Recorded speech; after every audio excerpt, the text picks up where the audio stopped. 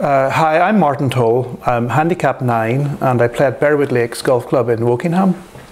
And I've come here today to St Ives Golf Club, the Titleist National Fitting Centre, to be fitted for a new Titleist 913 driver.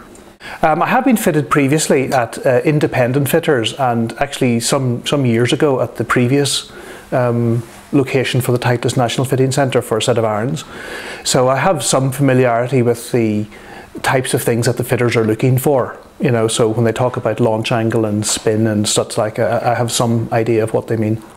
My current driving favours the left side of the golf course, unfortunately. When it's going well, it tends to be a draw, but when it's going badly, it can be a snap hook and or a bit of a smother to the left. So what I was looking for was a club and a shaft that would give me more flight, and in an ideal world, a little bit of gentle fade or a dead straight shot.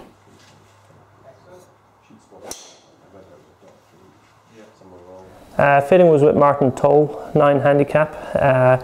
He came in with his own driver. Ball flight was extremely low, with a tendency to hook, very low launch, very low in spin, and didn't see the right side of the golf course whatsoever. It was more of a smother shot, and he struggled then for confidence with his driver. So my immediate thought is to keep him in 913 D3, which has a little bit more of a fade bias with the centre of gravity in the club, as opposed to D2, which will allow players to work it left. 10.5 degrees, give him a little bit of launch and a bit of spin that you required. We looked at some different shaft options then.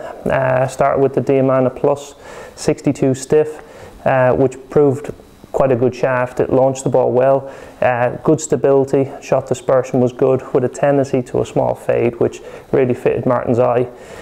We looked at the RIP 60, which is quite stable in the tip. It's low in torque, and again, he enjoyed that.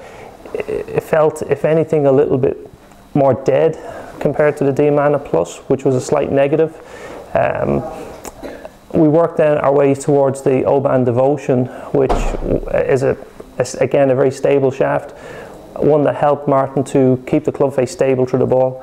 And we also moved from the A1 setting with our SureFit system into B1, which gave him a slight fade bias. And yeah, he launched the ball better, he spun it better, and didn't hit any left. And in the process, he picked up about 30 yards, which was a massive gain. Yeah, well, I mean, it was great fun for a start, which is always nice.